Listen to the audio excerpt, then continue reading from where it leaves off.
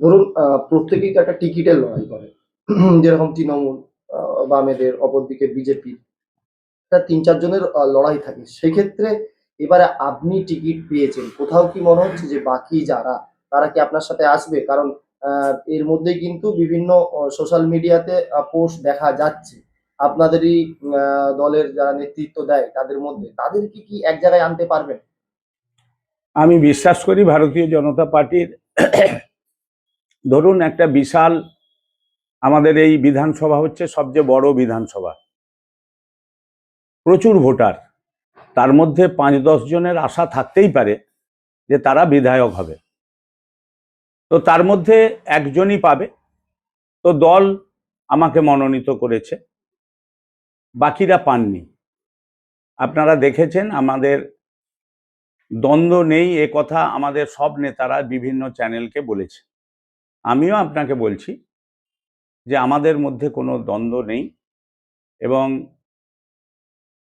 আপনি দেখতে পাবেন সবাই মিলেই আমরা একসঙ্গে কাজ করছি, এটা আপনি আগামী দিনে দেখতে পাবেন। আর সোশ্যাল মিডিয়ার কথা বলছেন, সেক্ষেত্রে তৃণমূল কংগ্রেসের কালকে আশিসবাবু আপনারা বিভিন্ন প্রতিটা দলের। চ্যানেলেই দিয়েছেন, তিনি যে এখানে প্রার্থী হয়েছেন তার সোশ্যাল মিডিয়াতেও দেখবেন আশিসবাবুকে বহু রকমভাবেই তারই লোকেরা গালিগালাজ পর্যন্ত দিয়েছে। তাই সোশ্যাল মিডিয়ায় যে কোনো মানুষেরই অধিকার আছে তার ব্যক্তিগত মতামত প্রকাশের। তো এইতে কে কি বলল এ নিয়ে আমরা এটাকে গুরুত্ব দিই না।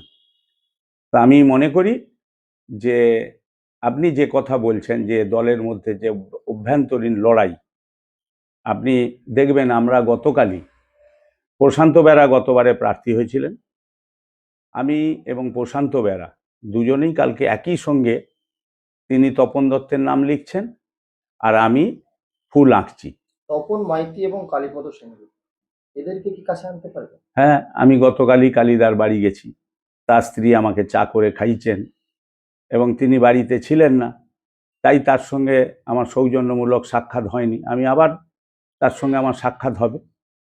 আমরা তপন মাইতিও তার বাড়িতে অসুস্থতা ছিল, তিনি কলকাতায় ছিলেন, গতকাল আসার কথা ছিল কিন্তু আসেননি। এলেই আমি তার সঙ্গে আমাদের মিটিং হবে। গতকালই আমাদের নির্বাচনী কমিটির মিটিং হয়েছে, তাতে আমাদের সর্বস্তরের মানুষ যারা আমাদের নির্বাচন কমিটিতে আছেন তারা সবাই এসেছেন।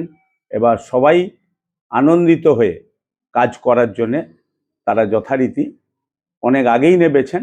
এবং আবার গতকাল যে আমাদের নির্বাচনী কমিটির বিধানসভা নির্বাচনী কমিটির মিটিং হয়েছে, সবাই স্বতঃস্ফূর্তভাবে কাজ করে যাতে জেতানো যায় তার জন্য প্রয়াস নিয়ে শপথ নিয়ে তারা উঠে গেছেন।